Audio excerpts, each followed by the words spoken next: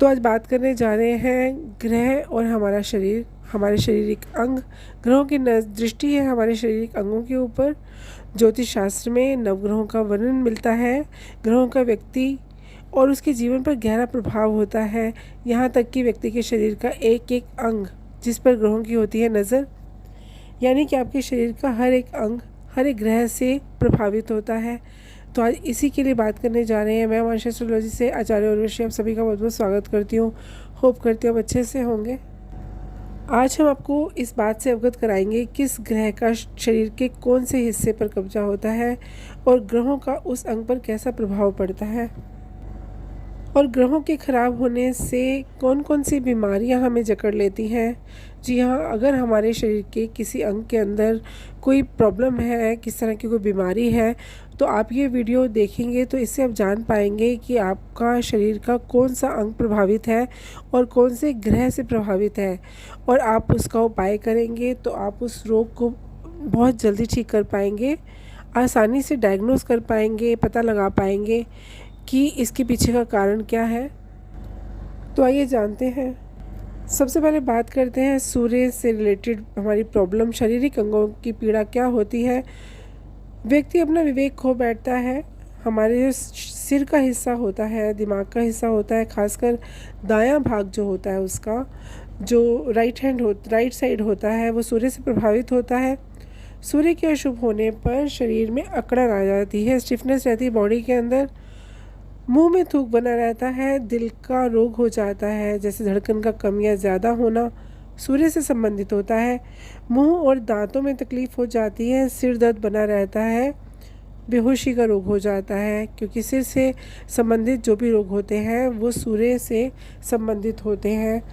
तो इसका उपाय साथ में आपको बताने जा रही हूँ। इसका उपाय ये है कि आप रोज़ाना सूर्य को अर्घ देते रहें, गायत्री मंत्र का जाप करते हुए दीजिए और उसमें डाल दीजिए एक चुटकी सिंदूर, और उस जल से आप सूर्य को अर्घ दीजिए। इससे आपके ये रोग हैं अगर हो गए हैं तो ठीक होने शुरू हो जाएंगे, और अगर नहीं हुए हैं तो बचाव होगा।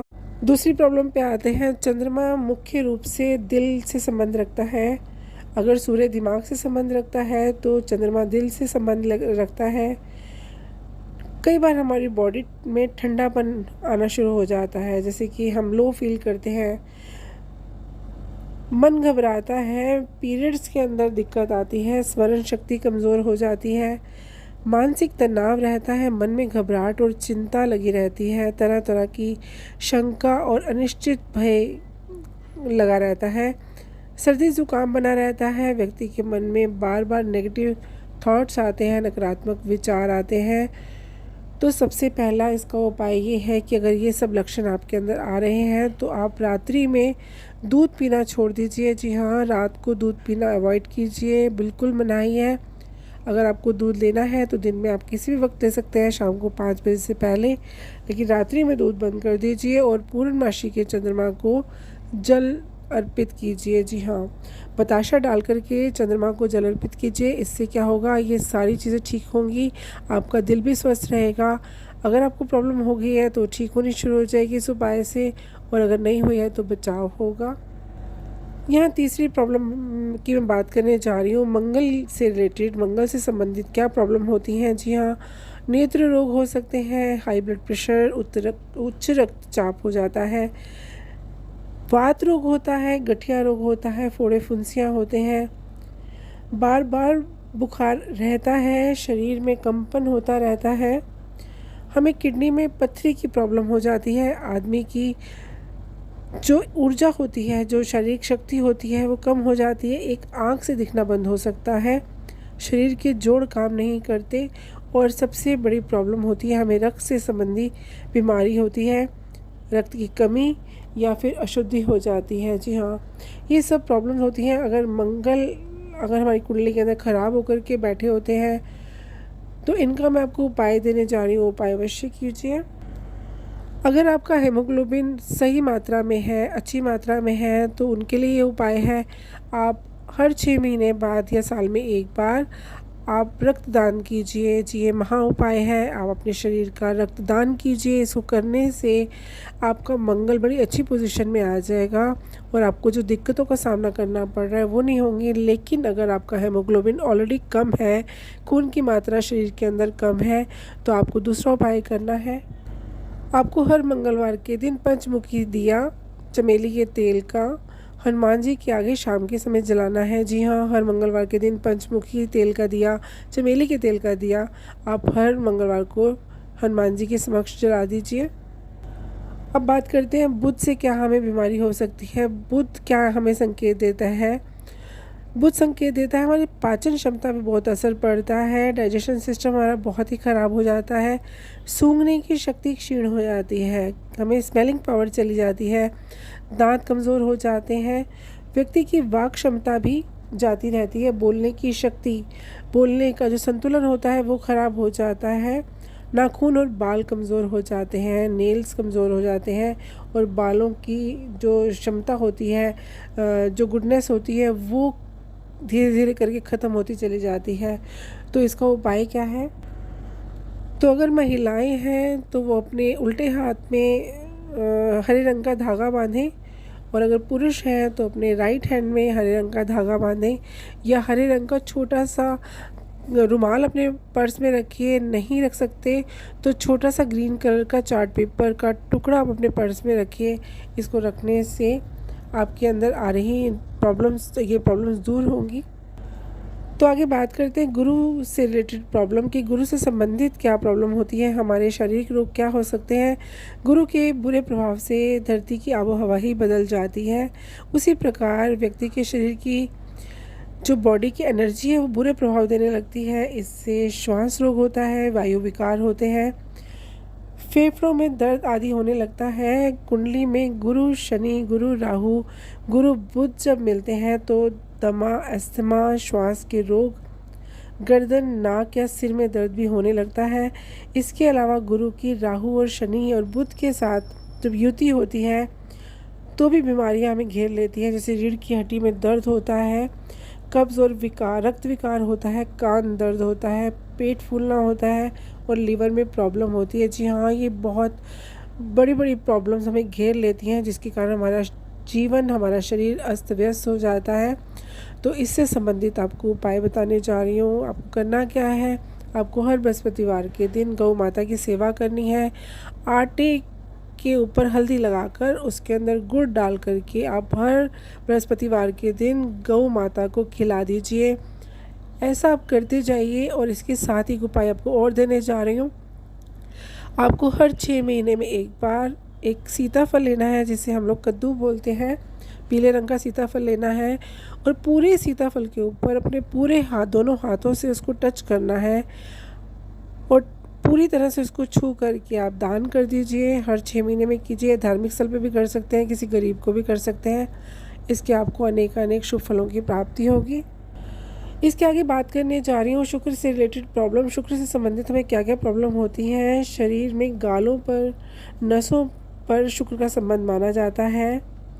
शुक्र के खराब होने से काफ़ी तरह की प्रॉब्लम हमें आ जाती हैं। लगातार अंगूठों में दर्द बना रहता है, बिना रोके अंगूठे बेकार होने शुरू हो जाते हैं। शुक्र के खराब होने की सबसे बड़ी निशानी है त्वचा संबंधी रोग उत्पन्न होने लग जाते हैं। हमारे चेहरे का तेज कम होना शुरू हो जाता है। आँखों से संबंधित रोग हो जाते हैं और आंतों से संबंधित रोग हो जाते हैं। जी हाँ, शुक्र से संबंधित जब हमें रोग होते हैं तो इसके लिए हमें क्या उपाय करना चाहिए बताने जा रही हूँ। दही का दान कीजिए। आप शुक्रवार के शाम के समय, हर शुक्रवार के शाम के समय आप धार्मिक स्थल में दही का दान कीजिए। आप जैसे जैसे उपाय करते जाएंगे आपकी बीमारियां ठीक होती चली जाएंगी। अगर नहीं हुई तो वो नहीं होंगी। इसके आगे बात करने जा रही हूँ शनि से संबंधित बीमारी के लिए। शनि से संबंधित कौन से रोग हमें हो जाते हैं। शनि का संबंध मुख्य रूप से दृष्टि, बाल, भवें और कनपटी से होता है। समय से पूर्व ही आँखें कमज़ोर होने लगती हैं, आईब्रोज़ के भवों के बाल झड़ जाते हैं, कनपटी की नसों में दर्द बना रहता है और समय के पूर्व ही हमारे सिर के बाल झड़ जाते हैं। फेफड़े सिकुड़ने लगते हैं, सांस लेने में हमें तकलीफ़ होने लगती है, हड्डियाँ कमज़ोर होने लग जाती हैं और तब जोड़ों का दर्द भी पैदा हो जाता है। रक्त की कमी हो जाती है, पेट संबंधी रोग होते हैं, पेट का फूलना और टाइट होना हमें तकलीफ़ दे स्थितियों से गुजरने पे मजबूर कर देता है। तो क्या करें ऐसी प्रॉब्लम से निकलने के लिए? शनि के इन दशाओं से या शनि की से संबंधित अगर हमें ये प्रॉब्लम हो रही है, अगर आपकी बॉडी में ये प्रॉब्लम सब हो रही हैं, तो आपको शनि कहीं ना कहीं आपको प्रभावित कर रहा है। तो इसका उपाय क्या करना चाहिए बताने जा रही हूँ। आप किसी रिक्शा चालक को या ठेला खींचने वालों को तेल का दान कीजिए, सरसों के तेल का दान कीजिए। नहीं तो सरसों के तेल के अंदर बने हुए काले चने आप उनको खिलाइए, खासकर रिक्शा चालक को, मज़दूर को और ठेला चालक को। जो लोग शारीरिक श्रम से काम करते हैं, आप उनकी सेवा कीजिए। आप जैसे जैसे हर शनिवार ये करते जाएंगे, आपकी जो शारीरिक व्याधियाँ हैं, प्रॉब्लम्स हैं, वो अवश्य दूर होंगी। ये बहुत बड़ा उपाय है।